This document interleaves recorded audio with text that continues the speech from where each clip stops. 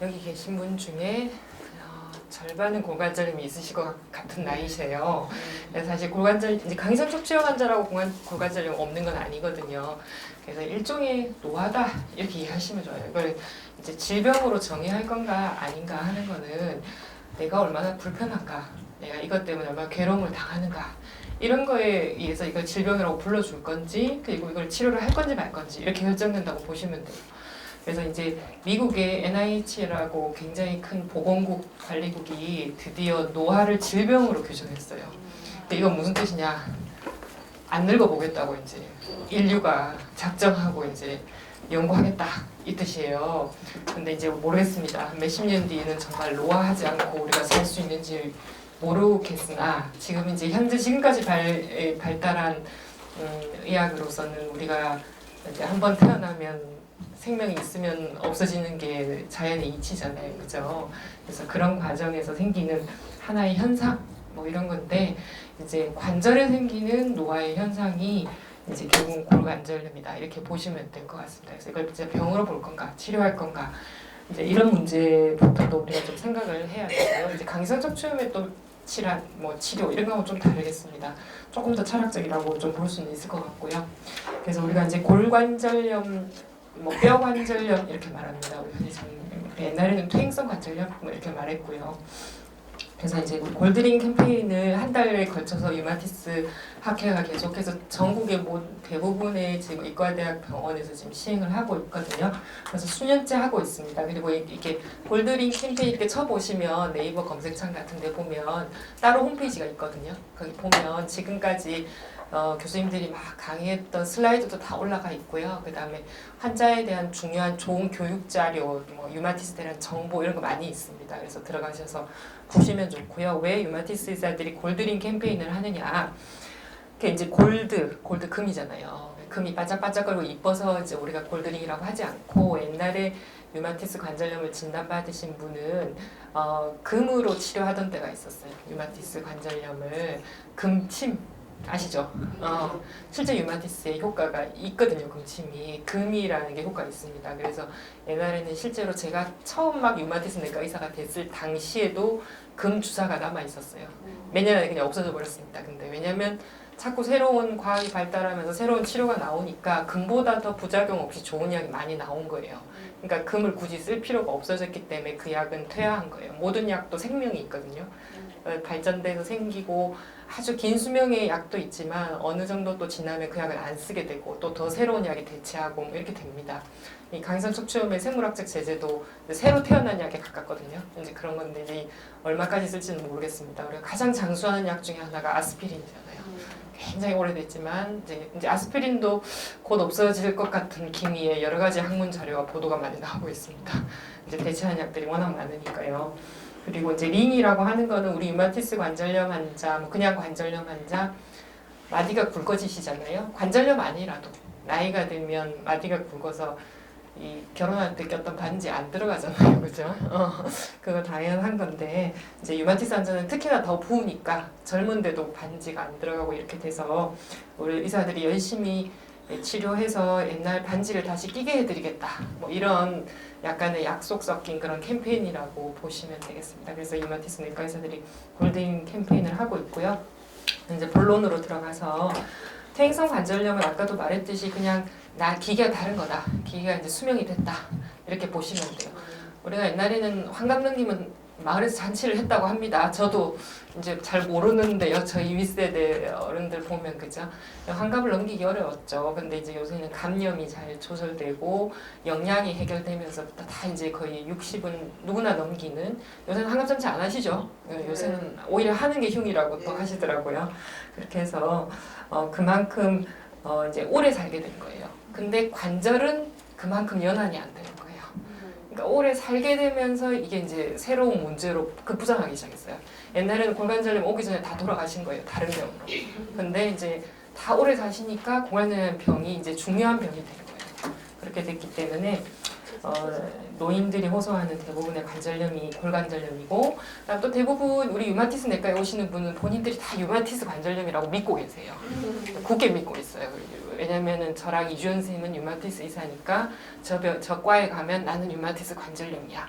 이렇게 강하게 믿고 계시는데 실제로 저희는 퇴행성 관절염, 골관절염 환자도 굉장히 많습니다. 많아서 이제 혹시 류마티스로 오인하고 있지 않나 이런 거를 한번 잘 생각해 보시면 좋고요. 퇴행성 관절염은 연골이 다른 병입니다. 우리가 실제로는 이렇게 보이죠. 연골이 파랗게 지금 표시되어 있는데 연골이 쉽게 말해서 뼈끼리 닿으면 아프니까 쿠션 역할을 하는 물렁뼈가 있다 이렇게 보시면 돼요. 저희 도가니 보셨잖아요. 그게 있어서 도가니끼리 부딪히면 도가니는 신경이 없어요. 그래서 부딪혀도 안 아픈 거예요. 근데 뼈 말달에는 신경이 발달돼 있어요. 도가니가 너무 많이 써서 닳아가지고 벗겨지면 뼈끼리 부딪히면 뼈에는 신경 말단이 와 있기 때문에 통증을 느끼게 되는 거예요. 통증을 느끼면 도가니가 다 닳았구나 이런 거라고 보시면 되거든요. 그래서 이제 이런 식으로 이 도가니들이 다 없어진 이 상태가 퇴행성 관절염이다 이렇게 보시면 되고요. 그러면은 우리가 생기길 이렇게 생겼답니다. 그래서 여기에 연골이 핑크빛으로 이렇게 되어 있는 게 연골이고 원래 정상적으로 이제 너무 꺾고 위에서 누르고 이렇게 하면 이제 닳는 거죠, 그죠?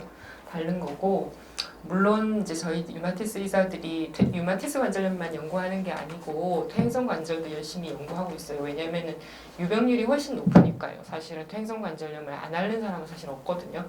그렇기 때문에 이제 의사들도 열심히 연구를 하지만 관여하는 인자가 굉장히 많습니다. 그냥 단순히 많이 써서 이것만으로 설명도 안 돼요.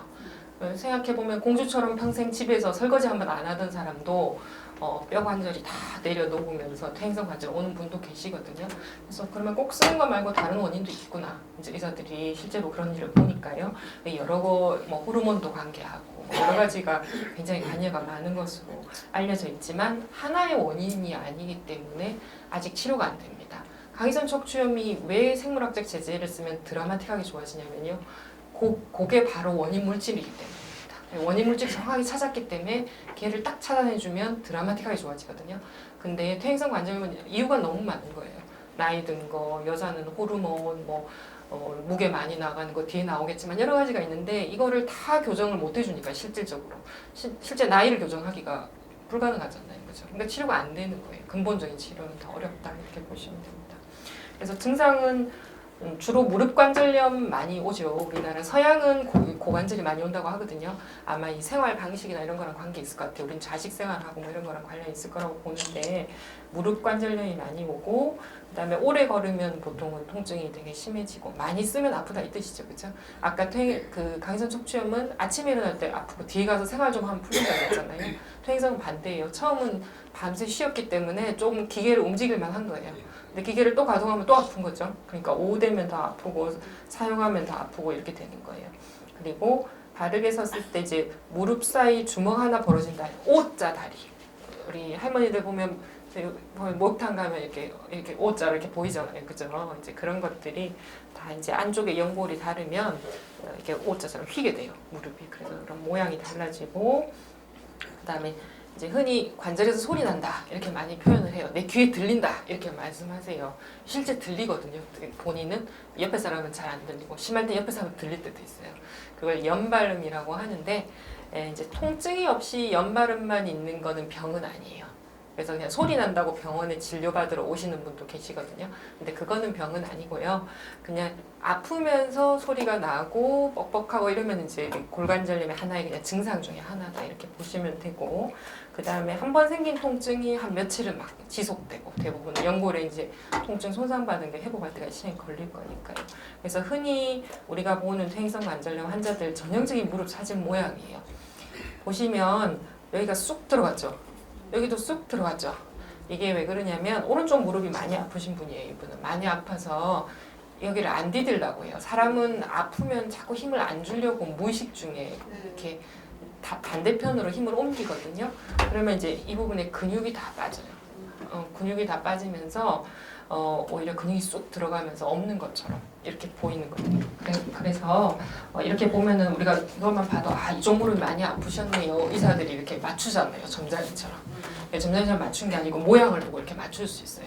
이쪽 무릎이 많이 아프시네요. 이렇게 말씀 드릴 수 있죠. 사진을 찍어보면 이런 거예요. 아까 이쪽 무릎이 많이 아프다 그랬잖아요. 근데 이쪽 무릎이 보면 연골은 엑스레이에서 안 나와요. 뼈만 엑스레이에서 나오거든요. 그래서 단순 사진을 찍으면 저희들이 연골의 두께를 가늠을 하는 거예요. 여기 보시면 뼈하고 뼈가 요만큼 떨어져 있죠, 그죠? 그럼 연골이 한 요 정도 두께가 되겠구나 이렇게 저희들이 생각을 하는 거죠. 근데 이쪽이 많이 아프다 그랬는데 여기는 보세요. 굉장히 가깝죠, 그죠? 연골이 많이 다른 거예요. 연골이 자꾸 닳다 보면 우리가 이제 뼈는 어떤 성질이 있냐면 뼈는 정지되어 있는 것처럼 보이잖아요. 근데 뼈는 참 신기하게 아주 천천히지만 뼈가 자라는 세포와 뼈를 갉아먹는 세포 두 개로 나눠져 있어요. 그러면 이제 막 갉아먹으면 자라서 보충해주고 갉아먹어서 보충해줘서 우리가 1년 전에 뼈가 지금 뼈하고 달라요. 이미 다른 뼈인 거예요. 근데 이제 나이가 들면 그 속도가 점점 퇴화하는 거예요. 젊은 애들은 금방금방 새뼈로 바뀌는 거고 그 차이인데 이제 이 뼈도 자꾸 스트레스를 받으면 뼈가 자라요. 그러니까 여기 연골이 없으니까 뼈가 막 다져지겠죠. 그러면 뼈가 이렇게 밖으로 자라나가요. 여기 뼈가 자란 게 보이시죠? 이걸 골극이라고 하고 뼈가 많이 자랄수록 무릎이 굵어 보이겠죠. 뼈가 이렇게 튀어나오니까. 그리고 밖에서 여기를 누르면 아파요. 통증이 있어요. 튀어나온 돌출 부위를 누르면 아플 거 아니에요, 그죠? 그래서 이제 이런 데를 누르면 아프게 되고 관절 모양이 막 커지고 굵어지고 이런 특징을 가지는 거예요. 그래서 류마티스하고 다른 거는 류마티스는 뼈가 녹는 병이에요, 자라는 병이 아니고. 그래서 커지고 굵어지면 오히려 퇴행성에 더 가깝다 이렇게 보시면 되거든요. 그래서 전형적으로 퇴행성 관절염은 연골이 닳고 뼈가 이렇게 자라나가구나 이렇게 보시면 되고 저희가 엑스레이로 진단할 때 골관절염은 진단이 복잡하지 않아요. 환자가 아프다고 하고 아픈 걸 엑스레이 찍어서 연골이 닳았거나 뼈가 자란 걸 보이면 퇴행성 관절염이에요. 골관절 바로 진단해 주는 거예요, 그 자리에서. 그날 보통 진단을 해드리죠. 그래서 그죠? 그래서 이렇게 진단하면 되고 진단이 어렵지는 않습니다. 이제 초기에 정상일 때는 연골 간격이 괜찮죠, 그죠? 괜찮고 이제 조금 지나면 약간 좁아지면서 뼈가 여기가 살짝 자라려고 자리를 잡기 시작해요. 여기가 약간 튀어나오려고 아까만큼 심하진 않지만 그래서 저희들이 1기, 2기, 3기, 4기 뭐 이렇게 이야기를 하거든요. 이렇게 이야기를 하는데 이제 요 정도 되면 우리가 한 1기 뭐 이렇게 이야기를 하는 거예요. 이렇게 되는 거고 그 다음에 이제 더 심하면 여기 이제 막 붙어 보이죠. 굉장히 많이 붙어 보이고 여기 뼈도 더 자라 보이고 그죠. 전형적으로 이렇게 보이고 이러면은 얼마나 아프겠어요, 그죠? 디딜 때마다 뼈가 아플 수밖에 없고 이제 이쯤 되면 이제 다리가 O자 다리가 되는 거예요. 이게 오른쪽 다리인데 이렇게 돌아서면 이쪽에 이런 식으로 휘겠죠. 여기 이쪽 다리가 또 이런 식으로 휘고 그러면 O자처럼 보이는 거예요, 다리가. 그렇게 되고 이제 너무 심하면 이제 막 어긋나기까지 했어요. 그죠? 다 달아가지고 막 이렇게 어긋나고. 그래서 보통은 이 정도까지 잘 못 견디시고 수술을 하시죠. 수술을 하는데 어떤 분들은 참 신기해요. 통증이라는 게 너무나 이제 저희 류마티스 의사가 통증을 보는 의사잖아요. 그래서 이제 항상 아프신 분만 저희들이 만나는데 굉장히 많은 분을 보지만 참 의사로서도 신기할 때가 있어요. 이런 엑스레이를 가지고 오셨는데 평생 자기 아픈 적이 없다고 이야기하세요. 우리 사진 보면 많이 아프셨겠네요. 이러면 아니요, 전 아픈 적이 없는데요. 이렇게 이야기하시는 분도 있어요. 그래서 통증이라는 게 굉장히 이게 오묘해요. 아직도 다 못 밝힌 부분이 의학적으로 굉장히 많은데 그래서 뭐 아프지 않으면 그냥 살 수도 있는 거예요. 굳이 수술을 그러니까 아까 말했듯이 불편한 걸 해소하고 아픈 걸 해결하는 게 치료지 어차피 이 젊은 무릎으로 갈 수는 없는 거거든요. 그러니까 이런 분들 안 아프면 수술 안 하는 거예요. 그래서 엑셀 가지고 당신은 수술하시오 마시오 이렇게 결정하는 건 아니에요. 그런 건 아니라고 보시면 되고 그 다음에 그러면 퇴행성 관절은 주로 어디에 오느냐 이걸 생각해 보면 뭐 무릎, 그 다음에 발가락, 그 다음에 고관절, 허리에도 퇴행성 관절이 굉장히 많이 와요. 그래서 허리 아픈 사람들 중에 대부분이 허리 퇴행성이에요. 척추 협착증은요 퇴행성이 너무 심해서 퇴행성은 아까 뭐라 그랬어요? 뼈가 자란다 그랬죠. 뼈가 자라면서 신경이 나가는 구멍을 이렇게 틀어 막아요. 뼈가 자라가지고 퇴행성의 결과물로. 척추관 협착증은 허리에 오는 퇴행성의 마지막 결과물이라고 보시면 돼요. 그러면 신경 나가는 줄기가 나가야 되는데 뼈가 자라서 목을 확 조른단 말이에요. 그러면 신경이 눌리면 다리로 뻗치는 통증이 있고 다리가 저리고 힘이 없고 그래서 신경이 마침내 눌렀을 때 척추관 협착이라고 하는 거고요. 그 전에는 그냥 자라기만 하고 있을 거 아니에요, 그죠? 그럴 때는 이제 아픔만 있는 거예요. 그래서 허리가 아프다 이건 다 퇴행성 관절이에요. 퇴행성 관절이고 그것도 노화다 이렇게 보시면 되고 그 다음에 이제 경추에도 퇴행성 관절 올 수 있고 그다음에 손가락 중에서도 이제 사진을 다시 손가락만 다시 보겠지만 손가락에도 또 잘 오는 자리가 있습니다. 그래서 이제 손가락에 올 때가 아 이게 류마티스 관절염인가 퇴행성 관절염인가 막 헷갈리기 시작하시는 거죠, 그죠? 그래서 그거를 보면 손가락은 이렇습니다. 우리 모양이 이러면 끝마디에 온다. 일단 류마티스가 아닙니다. 끝마디가 우리 몸에서 딱 안 오는 데가 허리뼈, 등뼈, 끝마디 이렇게 안 와요. 그러니까 끝마디 오면 아 일단 류마티스 아니다 이렇게 보시면 됩니다. 손이 너무 아프고 모양이 막 이상하고 변형이 돼서 아, 난 류마티스예요 이렇게 오시는 분 중에 류마티스가 다 별로 아닌 경우가 많아요. 왜 그러냐면 이 끝마디가 마디가 커지고 여기가 커지면 퇴행성이라고 생각하시잖아요. 이게 류마티스라고 생각하시잖아요. 근데 요 두 개에 국한되면 그냥 퇴행성이에요. 퇴행성이고 류마티스는 여기에 와요. 여기 손등 이렇게 주먹을 딱 치면 여기 악이 있죠. 여기 여기에 오는 병은 류마티스밖에 없어요. 또 그래서 여기 손목이 오면 아 류마티스를 우리 의사가 딱 의심하는 거예요. 근데 이제 여기 빨간 데 있죠. 빨간 데는 사실 류마티스도 오고 퇴행성도 와요. 그러니까 여기 오면서 여기가 아프면 아 이건 류마티스 때문에 여기가 왔네 이렇게 생각할 수 있겠지만 여기 두 개만 다 국한됐다 그러면 아 류마티스 아니구나 이렇게 안심하면 되는 거예요. 특히나 끝마디가 아프다 이러면 아 이제 무조건 류마티스 아니구나 이렇게 생각하시면 쉬워요. 그리고 뭐 약간 예외적인 경우는 이제 전문가가 봐야 아는 거니까 그래서 일반적으로는 그렇게 생각하시면 되고요. 그래서 아까도 설명했지만 뼈가 이렇게 자라는 건 뭐라 그랬죠? 이거는 퇴행성 관절염, 뼈 관절염, 골 관절염이고요.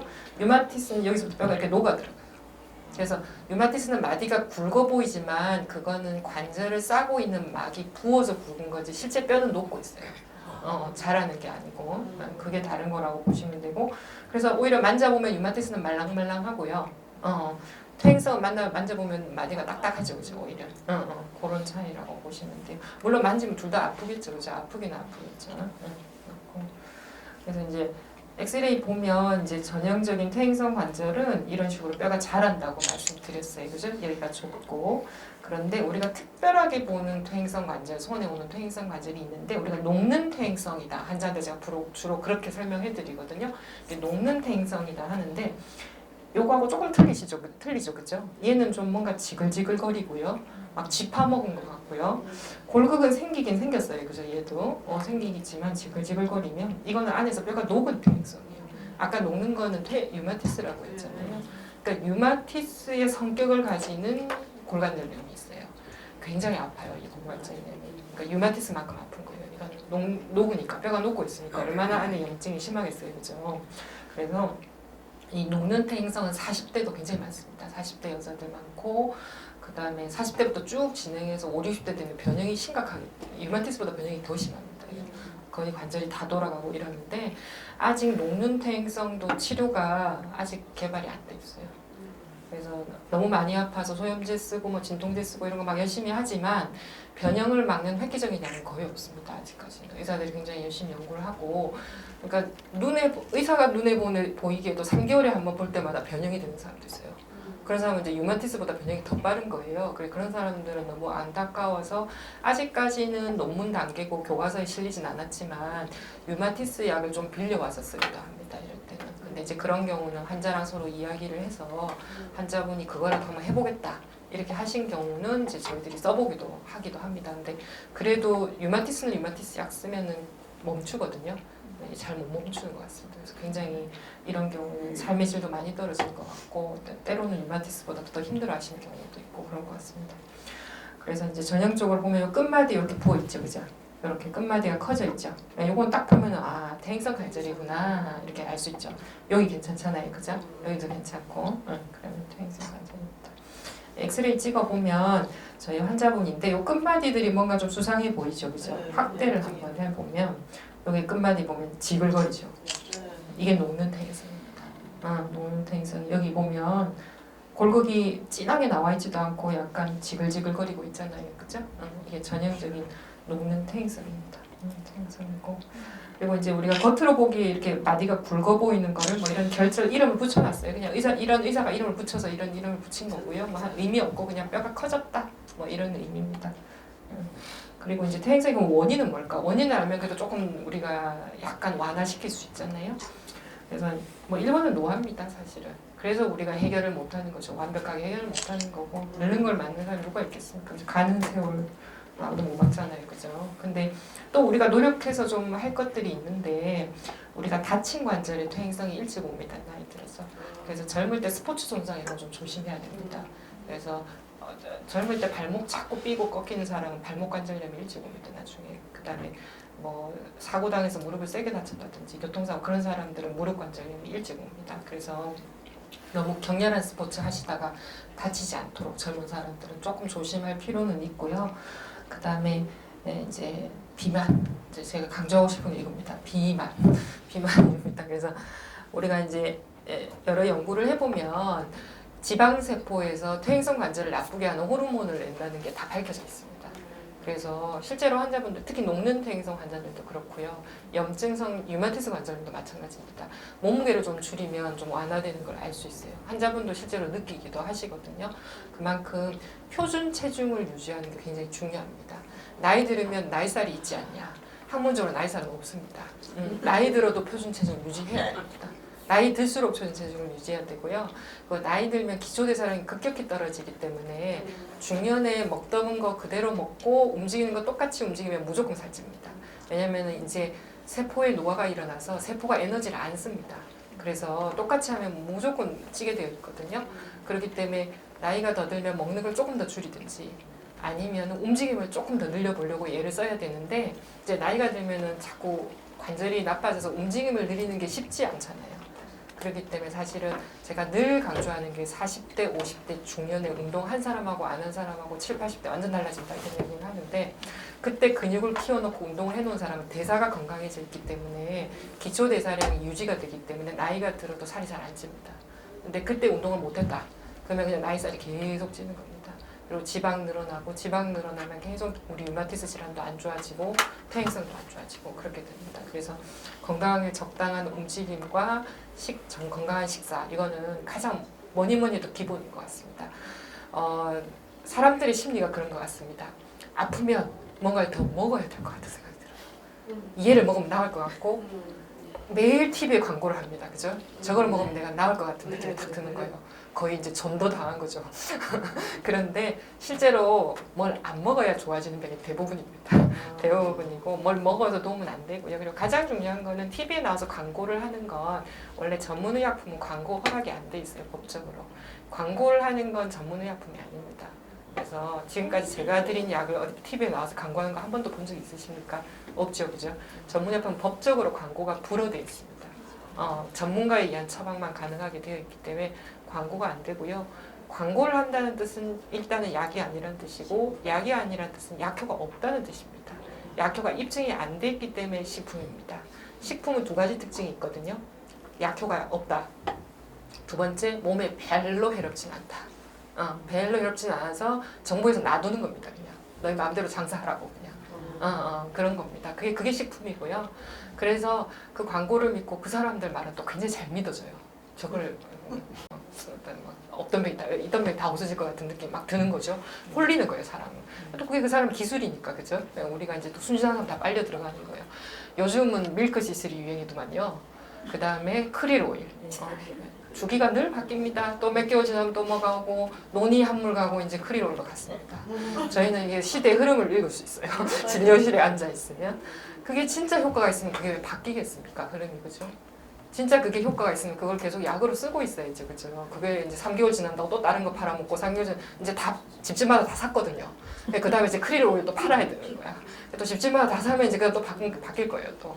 그러니까는 우리가 약간 지혜가 필요해요. 그런 걸 볼 때마다 그런 걸 보면 광고를 할 수 있는 건 식약처에서 약효 인정을 안 한 거라고 보시면 돼요. 약효 인정을 한 순간 약이 되고 약이 된 건 광고가 안 됩니다. 그렇게 이해하시면 됩니다. 그래서 그런데 너무 많이 돈을 쓰지 마시고 오히려 그 돈으로 운동을 한다거나 건강한 삶을 영위하는데 그 돈을 쓰셨으면 좋겠습니다.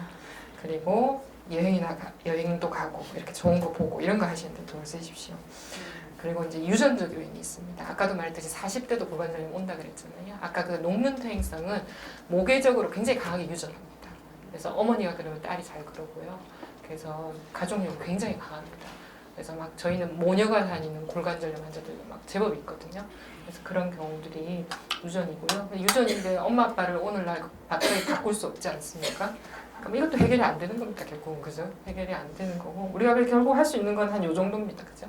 그래서 건강한 몸을 유지하고 그다음에 생활 습관 요새는 이제 이러시는 분 잘 없는데 옛날 어머니들은 아직까지 이렇게 닦아야지 성에 풀리시는 분이 있어요. 바닥을 꿇고 닦고 그다음에 먼지 하나도 있으면 나는 못 참겠고 막 손은 다 휘어가지고 아파 죽겠다고 맨날 하시는데 맨날 먼지를 닦고 계세요. 제발 좀 그런 걸 하지 마시라. 어머니 맞지요? 농사 짓지 마시라. 제가 그러는데 그거를 꼭 이렇게 하시고 싶어 하시는데 저는 어떨 때는 또 그럽니다. 어떤 분들은 또 취미로 골프를 난 죽어도 해야 되겠다. 또 남자분 또 이러신 분도 계시고 그래서 우리가 뭐 손가락으로만 삽니까? 그죠? 손가락 좀 아파도 내가 즐거운 걸 택할 거다. 뭐 그게 더 중요할 수도 있습니다. 저는 크게 보고 싶습니다. 인생을. 그래서 뭐 골관절염 뭐 치료 안 했다고 우리가 뭐 어떻게 됩니까? 그죠? 어차피 갈 때 되면 갈 거고. 그런데 내가 그게 더 즐거우면 즐거운 거 저는 할 수 있다고 봅니다. 즐거운 것도 할 수 있고 조금 불편한 건 약으로 조절해 드리고 뭐 이렇게도 할 수 있다고 생각합니다. 내가 그래서 꼼짝하지 마세요 그러면은 우리가 자꾸 위축되잖아요. 사람이. 병이 있다고 뭐 못해 이렇게 하는 거는 되게 삶의 질을 떨어뜨리는 것 같아요. 병과 같이 살아야 됩니다. 그냥 즐겁게. 이렇게 생각하시면 되고 하지만 이런 건 안 됩니다. 이런 건 안 되고 그래서 청소기도 좋고 대충 좀 더럽게 하고 살면 어떻습니까? 좀 더러우면 면역도 좋아집니다. 너무 깨끗하면 면역이 나빠요. 그거 아시죠? 어머니들 A형 간염 저희 세대부터 항체가 없습니다. 너무 깨끗하게 살아가지고 그래서 사실 적당히 더러워도 또 좋은 점도 있습니다. 그래서 이렇게 하시면 되고 그다음 초기에는 그냥 뭐 나는 아픈데 병원 오면 의사가 뭐 엑스레이는 괜찮아요. 뭐 이 정도 하는 거죠. 엑스레이 이 정도 안 나쁘고요. 한 1기 정도 됩니다. 뭐 이렇게 보통 말해줍니다. 이럴 때는 그냥 나의 삶의 질을 올리는 게 목표예요. 꼭 약을 먹어야 되는 것도 아니고요. 찜질도 좀 하고 따뜻하게 하면 확실히 완화되거든요. 혈액순환 좋아지면 왜냐면 온도 감각에 의해서 통증 감각을 우리 뇌가 잊어버려요. 통증을 없애는 게 아니고 이 속도가 있습니다. 우리가 만지는 감각이 제일 1등입니다. 그 다음이 온도 감각이고요. 그 다음 통증입니다. 그래서 우리가 이렇게 어릴 때 엄마가 배 어루만져주면 배 아픈 거 좋아지잖아요. 만지는 감각이 먼저 뇌로 딱 들어가서 문을 딱 닫아버려요. 통증이 못 오게. 그래서 안 아프게 느껴져요. 근데 따뜻하게 하면 통증보다 먼저 가버리거든요. 따뜻함이. 그리고 통증을 딱 못 느끼게 해줘요. 뇌가 되게 신기하죠. 그죠? 그래서 이렇게 통증을 잊어버리게 좀 해드리는 거죠. 이렇게 해주는 거고 그 다음에 이제 진통소염제 쓰면 통증이 많이 경감됩니다. 하지만 너무 오래 많이 쓸 수는 없습니다. 위장장애 있을 수 있기 때문에. 물론 류마티스 관절염이나 아까 강성 척추염은 장기간 쓸 수밖에 없는 병입니다. 또 그런 병에 위가 나쁘다더라고 또 끊으시면 안 돼요. 이제 그런 거는 의사들이 또 확실히 또 예방을 하고 씁니다. 아예 위궤양약을 미리 쓰면서 씁니다. 그런 경우는 써야 되기 때문에 그래서 이제 부작용을 막는 것도 의사의 역할이거든요. 약만 주는 게 역할이 아니고 그러니까 의사들이 그런 것까지 다 생각을 하면서 약을 쓰고 그래서 약이 조금 많아 보이는 이유가 그런 걸 막으려고 또 약을 쓰고 그걸 예방하고 뭐 이런 약이 같이 들어가기 때문에 그렇다고 보시면 되고요. 그다음에 물에서 운동하면 좋은 거 아시잖아요, 그죠? 그래서 지금 여기서 수영 열심히 하시는 분들 와 계신데 수영 좋습니다. 열심히 수영을 하시고 수영이 좋다더라. 그럼 50대에 전부 수영을 배우러 가시는 분이 계십니다. 그건 안 하시는 게 낫습니다. 수영 말고 대충 다른 거 할 것도 있거든요. 대신에 이제 수영을 안 해도 물에서 걷는 건 좋아요. 그래서 너무 억지로 수영을 배우려고 하다가 오히려 막 통증이 오고 어깨가 막 뭉쳐오시고 막 이렇게 하실 필요 없고요. 킥판 잡고 그냥 발차기만 해도 좋습니다. 그리고 걷기만 해도 좋고요. 그 다음에 아쿠아에로빅. 아쿠아에로빅은 들어가기 정말 힘들다고 하더라고요. 대학 입시보다 힘들다고 제가 이야기 들었습니다. 그래가지고 아쿠아에로빅 이런 거 좋고요. 그러면 이제 중기쯤 된다. 그러면 이제 조금 제법 괴롭죠. 이제 이쯤 되면 통증도 있고 가끔씩 물도 찹니다. 퇴행성 관절염도. 그럼 물도 뽑기도 하고 그럼 이럴 때는 또 진통제를 하루라도 안 먹으면 너무 힘들다. 뭐 이렇게 되면 우리가 이제 조금 그다음 옵션을 고려를 해봐야 돼요. 그래서 주사 놓을 수 있습니다. 주사는 크게 두 가지 종류가 있는데 흔히 어른들 말씀하시는 뼈주사 있고 또 한 가지는 요새 나오는 연골 영양제 이런 말 들어보셨을 거예요.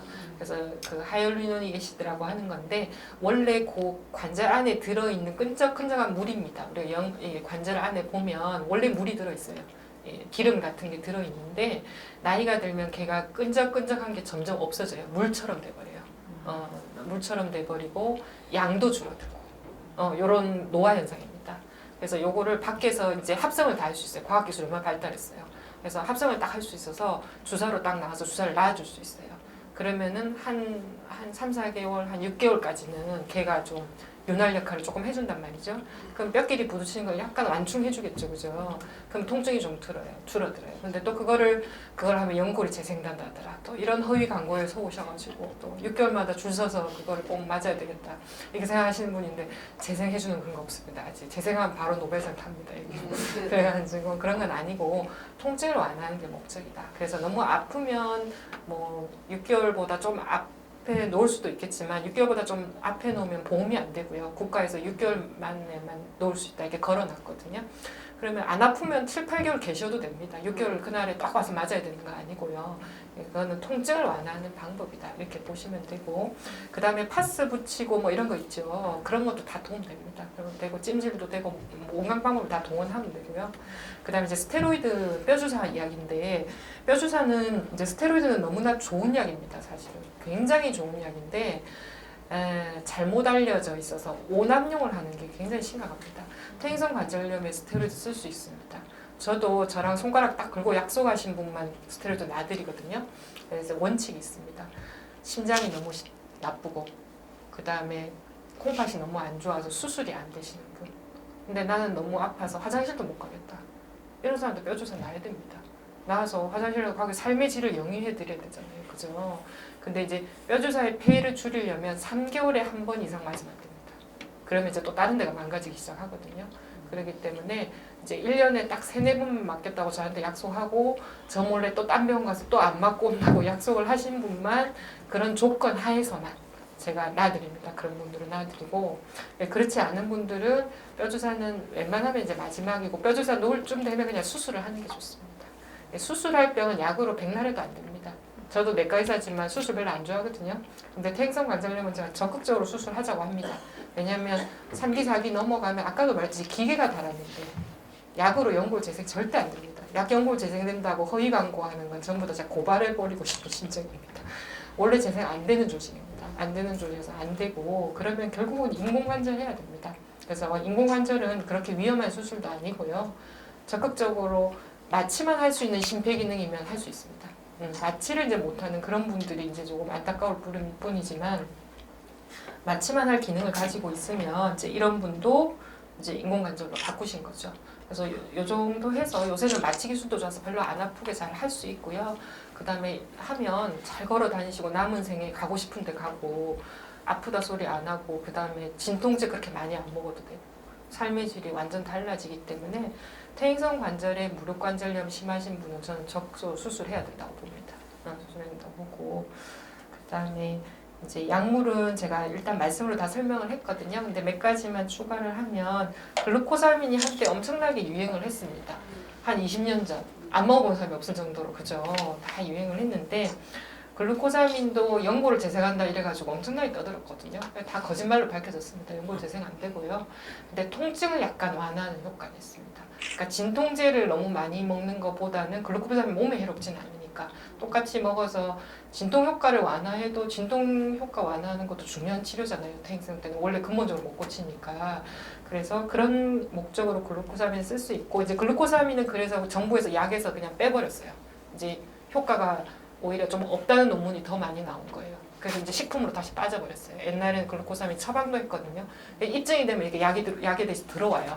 근데 국가에서 조사해 보니까 아닌데 다시 빼. 그럼 이제 다시 이제 빠져서 이제 그냥 영양제로만 팔고 있죠, 지금. 그죠? 근데 이제 글루코사민도 쓰려면 용법을 정확하게 써야지 이게 효과 있습니다. 그래서 굉장히 고용량을 써야 효과 있습니다. 그래서 대충 뭐 하나 정도 먹으면 도움 되겠지, 전혀 도움 안 됩니다. 그리고 미국제 글루코사민이 전혀 도움이 안 됩니다. 유럽제 글루코사민이 뒤에 붙은 기가 다르거든요, 화학식이. 그래서 그게 효과 있다고 나온 논문은 전부 유럽 글루코사민이고요. 효과 없다고 나온 건 전부 미국 글루코사민입니다. 그래서 미국에서 그냥 그 드럭스토어 같은 데 가가지고 막 사오는 글루코사민 있죠? 하나도 효과 없습니다. 드실 필요 없습니다. 그리고 스테로이드 주사 제가 말씀드렸고 연골 주사도 말씀드렸습니다. 이제 체중 조절 말씀드렸고 그 다음에 이제 지팡이에 대해서 제가 또 말씀드리고 싶은데 연세 있는 분은 지팡이 안 짚으려 하시더라고요. 지팡이는 또 뭐 자식이 사주는 게 아니다. 뭐 이런 저 주워 듣는 거 되게 많거든요. 어른들 하면을 보니까 뭐 이런 이야기도 하는데 사실은 지팡이를 짚으면 그 무게가 분산될 거 아니에요. 지팡이 쪽으로 몸무게가 실리죠. 일부가. 그러면 무릎에 무게가 적게 실리겠죠. 퇴행의 진행을 늦춰줍니다. 그래서 지팡이를 좀 빨리 짚는 게 훨씬 좋습니다. 허리가 아픈 사람도 마찬가지입니다. 허리가 아픈 분도 지팡이를 짚으면 몸무게 일부가 지팡이로 가니까 허리에 적게 실리겠죠. 그러면 확실히 진행이 멈춰집니다. 아까 제가 체중이랑 관계 있다 했잖아요. 체중을 못 뺄 거면 지팡이로 분산하는 방법도 있는 겁니다. 그렇게 해서 지팡이는 가능하면 빨리 짚는 것이 훨씬 더 낫다. 이렇게 보시면 됩니다. 그래서 지팡이를 무서워할 필요 없고 이렇게 지팡이를 짚어도 이렇게 멋있게 세련되게 멋있는 할머니가 될 수 있습니다. 그러니까 하시면 좋습니다. 그다음에 예방은 저희가 아까도 너무 스포츠 손상 입으면 안 된다 그랬잖아요. 그래서 너무 과도한 육체적인 노동이나 운동은 조금 조심해야 되고요. 그다음에 수영같이 관절에 부담이 적은 운동을 하면 좋고 그다음에 아까 관절에 근육 빠져서 쑥쑥 들어간 거 보셨죠? 근육이 없으면 더 아픕니다. 그래서 근력 운동해야 됩니다. 오늘 밴드 맞으셨잖아요. 이거 근력 운동하기 굉장히 좋은 도구거든요. 그래서 이거 가지고 근력 운동을 꼭 해주시면 훨씬 도움이 됩니다. 운동이라고 하면 우리는 무작정 걸어야 된다고 생각하잖아요. 퇴행성 관절염 환자분들 무작정 걸으시면 안 됩니다. 걸으면 걸을수록 거기에 더 닳겠죠, 그죠? 그래서 걸으려면 물 안에서 걸으셔야 되고요. 많이 걸으시면 안 됩니다. 그리고 이제 음주, 흡연 이런 것 때문에 무혈성 괴사라는 병도 생겨요. 젊은 남자들 갑자기 무릎이 너무 아프면서 뼈가 썩는 병도 있습니다. 그러면 이제 관절이 다 무너지면서 퇴행성이 일찍 돼버리죠. 젊은 나이에. 그래서 인간이 발명한 것 중에 가장 백행무익한 게 담배인 것 같습니다. 담배 술인 것 같습니다. 그래서 적절히 음주는 하면 도움이 되겠지만 사실은 적절히 못할 바에 안 하는 게 최고 좋은 것 같고요. 그다음에 흡연은 모든 병의 만병의 근원입니다. 그래서 조심해야 되고 그다음에 이제 체중은 특히나 허리 아프신 분은 이걸 잘 보시면 좋습니다. 우리가 이렇게 될 때 허리 하중이 가장 많이 실리거든요. 그리고 사무실에서 일하시는 젊은 분들도 우리 컴퓨터 하려면 이런 각도가 거의 되잖아요. 그런데 이게 굉장히 허리에 무리가 됩니다. 그래서 이런 일로 일할 수밖에 없는 뭐 저도 이런 일로 항상 이렇게 앉아서 일하잖아요. 저도 그러면 꼭 한 번씩 일어나서 스트레칭하고 무게 분산을 좀 해줘야 되고요. 가장 좋기는 이런 각도가 가장 허리에 조금 덜 그래서 쭉 뒤에 이렇게 엉덩이 놓고 충분히 기대고 이렇게 앉는 게 좋다고 합니다. 그리고 무거운 거 드시면 안 됩니다. 아까 체중이 안 된다 했는데 무거운 걸 들고 있으면 체중이 더 올라가는 효과를 주잖아요. 그러니까 무거운 거 드시면 안 되고 그다음에 좌변기 사용하는 요새는 뭐 좌변기 아닌데 별로 없겠지만 쪼그리고 앉는 게 굉장히 나쁩니다. 그래서 이제 이거는 변기 문제가 아니고 농사 지으시는 분들 밭일하는 거 제일 나쁩니다. 쪼그리고 앉는 거는 무릎에 엄청나게 스트레스를 주는 자세거든요. 그래서 뭐 너무 심하면 아예 그 자세가 안 될 거니까 안 하시는데 그 자세가 되는 순간 하시더라고요. 되는 순간까지 하시더라고요. 그래가지고 절대 쪼그려 앉는 거 안 됩니다. 쪼그려 앉는 거 안 되고 그리고 이제 연세가 드시면 집을 전부 다 좌식으로 바꿔야 됩니다. 식탁에, 침대에 다 바꿔야 됩니다. 바닥에 앉을 일 없도록 만들어야 됩니다. 굉장히 중요합니다. 그 다음에 이제 운동 중에 수영이 제일 좋다고 했지만 우리가 수영을 못하는 사람 물에 들어가기 힘들고 또 젊은 사람이 너무 시간이 없어서 수영을 도저히 못하겠다. 수영하려면 한 3시간 잡아야 되더라고요. 저도 들어가서 뭐 옷 갈아입고 뭐 하고 또 하고 나와서 샤워하고 뭐 하고 하면은 뭐 왔다 갔다 차 타고 하면 3시간 걸리기 때문에 그런 분한테 좋은 게 고정식 자전거입니다. 그래서 이 자전거가 무릎 근력 운동도 되고 허리 근력 운동도 됩니다. 허리 무릎 안 좋은 사람은 제일 의사들이 추천하는 게 제자리 자전거. 돌아다니는 자전거 안 되고요. 돌아다니는 건 사고 나서 오히려 더 나쁘고 그다음에 강도 조절을 할 수 없기 때문에 근력이 올라가지 않습니다. 그래서 이걸 하는데 이제 그러면 또 집집마다 또 자전거를 한 대씩 사시죠. 그러면 이 자전거에 뭐가 걸립니까? 말레가 걸립니다. 네, 말레가 걸리기 때문에 요새는 또 참 세상이 좋아졌어요. 빌려줍니다. 렌탈이 있습니다. 그래가지고 한 달 렌탈 해보고 내가 진짜 잘 타는지 시험해보고 막 사든 말든 반납하든 그리고 나중에 치우는 것도 일이고 스티커 붙여서 돈 내고 버려야 되잖아요. 그러니까는 렌탈하는 것도 방법입니다. 그래서 렌탈해서 쓰다가 치워주세요 하면 치워가고 설치하라면 설치해주고 뭐 알아서 다 해주거든요. 그래서 그런 것도 방법 이용하시면 좋을 것 같습니다. 그다음에 이제 운동법은 우리가 아까 강의상 척추염 운동 위주로 교육을 해주셨는데 이제 퇴행성 관절염 환자분들은 이제 관절을 이제 부드럽게 완화하는 운동 뭐 이런 거라고 보시면 됩니다. 그래서 다 무리한 운동은 거의 없습니다. 보면은 무리한 운동은 없고 그다음에 근력 운동은 제자리 자전거 이런 거 하시면 좋고 물 안에서 하시면 좋습니다. 그다음에 이거는 됐고 몸무게 줄이자고 말씀을 드렸고 그다음에 건강식품 특별한 음식이나 식품은 없다. 뭔가 의사들한테 이거는 먹어도 됩니다 이런 말에 희망을 안고 들고 들어오시잖아요. 맨날 진료실에. 항상 퇴짜를 맞고 가시죠. 그렇죠? 그러니까 꼭 사시기 전에 미리 물어보세요. 알겠죠? 또 아까우면 또 먹어야 되니까. 그리고 뭐 이런 거는 이제 체중 조절에 도움이 된다 그랬는데 이제 이걸 더 먹으면 체중 조절 도움이 안 되고요. 먹던 걸 안 먹고 이걸 먹어야지 체중 조절에 도움이 됩니다. 그렇고 그다음에 아까 제가 온열 치료 이거 말했고 그럼 언제 온찜질하냐 언제 냉찜질하냐 이런 말씀 많이 물어보시잖아요. 통증 완화는 따뜻한 게 통증 완화 되고요. 근데 일시적으로 막 붓거나 물 차거나 막 그럴 때 있어요. 그럴 때는 얼음이 도움이 됩니다. 되고 그다음 또 하나는 이제 또 퇴행성이 굉장히 잘 오는 자리가 엄지발가락 뿌리예요. 아마 어머니들은 엄지발가락 뿌리 이렇게 휜 사람도 있을 것이고 무지외반증 거기에 퇴행성이 또 굉장히 잘 오는 자리입니다. 또 거기 아프니까 또 통풍 아니냐고 다 뛰어오십니다. 엄지발가락 뿌리에 오는 위치는 같습니다. 하지만 통풍은 어마무시한 병입니다. 남자들이 울면서 응급실에 뛰어옵니다. 외래로 이렇게 편안하게 예약을 잡으면서 올 수 있는 병이 아닙니다. 그래서 이제 퇴행성이 굉장히 잘 오는 자리인데 신발이랑 관계 있거든요. 신발 꼭 끼지 않게 편안한 신발 하고요. 그다음에 뭐 이완요법 이제 이쯤 되면 거의 종교 집단 같긴 한데 우리가 이제 이거는 그런 겁니다. 우리가 통증에 대한 마음가짐. 아까 통증이 사람이 굉장히 천차만별이라고 그랬잖아요. 우리가 통증을 무서워하면 통증이 더 심해져요. 통증에 공포를 느끼는 순간 통증이 나를 잡아먹어요. 그 다음에는. 그래서 굉장히 예민해지고 조그만 통증도 엄청나게 반응해요. 우리 뇌가 그렇게 생겼어요.